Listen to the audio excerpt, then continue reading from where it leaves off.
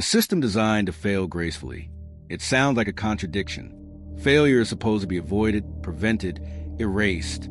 Yet at some point, the financial system began preparing not just to survive stress, but to absorb failure without collapsing entirely.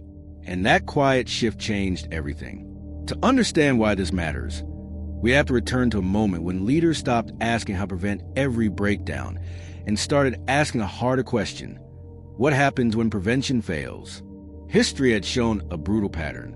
Systems built to avoid failure at all costs tended to break catastrophically. The pressure had nowhere to go. When cracks formed, they spread violently. So a new idea took hold. Failure itself wasn't the enemy. Uncontrolled failure was. If breakdowns were inevitable, then the system needed a way to contain them, to let parts fail without pulling everything else down. The early designs were subtle. Resolution plans, firewalls between institutions, rules that allowed individual firms to collapse while protecting the broader network. These weren't promises of safety. They were acknowledgments of reality. That risk could be managed, but not eliminated. At first, this approach felt unsettling. Accepting failure sounded like surrender. Critics warned it encouraged recklessness. Supporters argued it encouraged honesty. If institutions knew they could fail without destroying the system, behavior might actually improve. Accountability could return. The reveal began here. Stability was no longer defined as the absence of failure, but as the ability to survive it. The system was being redesigned not to be unbreakable, but to break in controlled ways. Yet even this philosophy carried tension. Designing for graceful failure required trust. Trust that rules would be enforced, that losses would stay contained, that intervention wouldn't quietly turn into rescue. And that trust had limits. The early structure was in place. The intent was clear. But the real test had not yet arrived. Because designing failure on paper is one thing.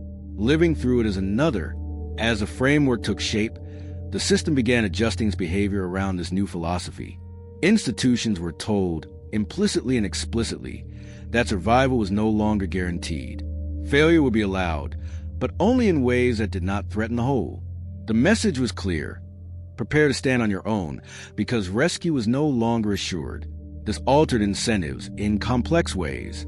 Some firms became more cautious, aware that missteps would no longer be absorbed by the system. Others adapted differently, structuring themselves to fit neatly within the boundaries of manageable failure. Risk did not disappear. It reorganized itself around the rules meant to contain it. Resolution mechanisms were tested quietly. Plans were written. Legal pathways were clarified. Firewalls were reinforced. On paper, the system looked ready. Losses could be isolated. Critical functions could continue. Markets could absorb the shock of a single institution falling. But behavior lagged behind design. Investors still assumed intervention would arrive if pressure grew severe enough.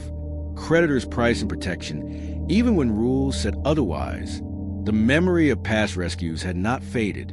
Trust and enforcement was theoretical, not proven. This created a fragile tension.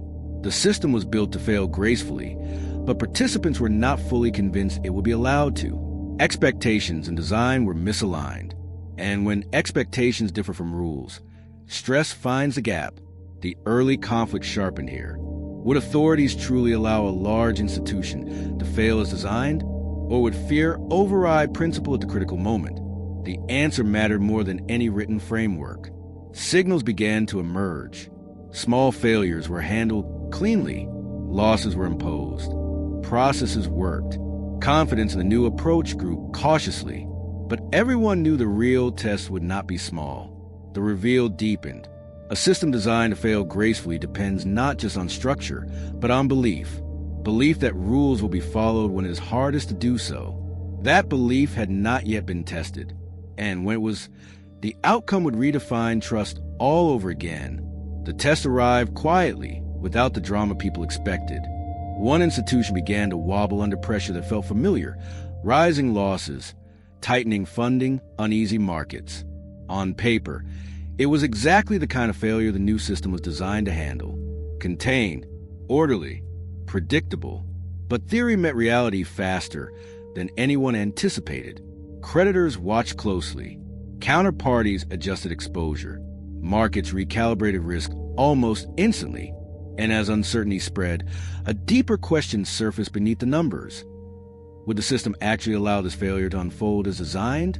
This was the emotional peak. Not fear of collapse, but fear of precedent. If the institution was rescued, the entire framework would lose credibility. If it was allowed to fail, confidence would be tested in real time. The system stood at a crossroads between principle and panic. Authorities moved carefully. Resolution plans were activated. Losses were imposed where rules demanded. Critical operations continued. No sweeping guarantees were announced. No blanket rescues declared. The process unfolded slowly enough to be deliberate, but fast enough to prevent contagion. Markets reacted with tension, then adjustment. Prices moved sharply, but they moved with logic. Participants absorbed losses they had long assumed would be avoided. The system bent, but did not fracture. For the first time, failure occurred without triggering collapse. The reveal was profound. Design mattered, but only because it was enforced. The system did not survive because failure was painless. It survived because failure was contained and understood. Yet the experience left scars. Participants realized that protection had limits, that not all risks would be socialized. That belief in automatic rescue was no longer safe. The conflict resolved not with relief, but with recalibration. Expectations shifted. Risk was repriced. Trust was redefined, not as certainty of rescue, but as confidence in process. The system had faced its tests, and it had changed because of it. The aftermath unfolded without celebration, but with clarity. The system had allowed failure and survived it, not cleanly, not comfortably, but deliberately. And that distinction mattered more than the immediate outcome.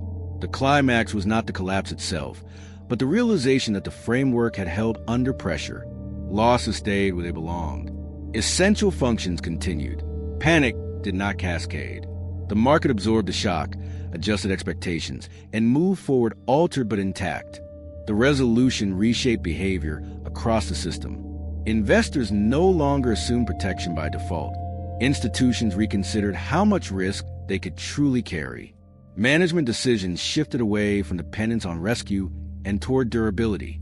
Failure was no longer abstract. It was visible, measurable, and instructive.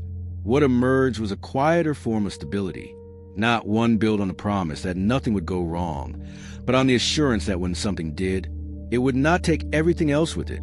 Confidence became conditional. Discipline returned. The lesson endured. Systems designed to fail gracefully do not eliminate pain. They distribute it intentionally. They replace chaos with process, panic with containment, and surprise with structure. This was not the end of crises. It was the end of denial. Because resilience is not about avoiding failure. It is about surviving it without losing everything. Sometimes the smallest shift in perspective becomes the beginning of a new future. A system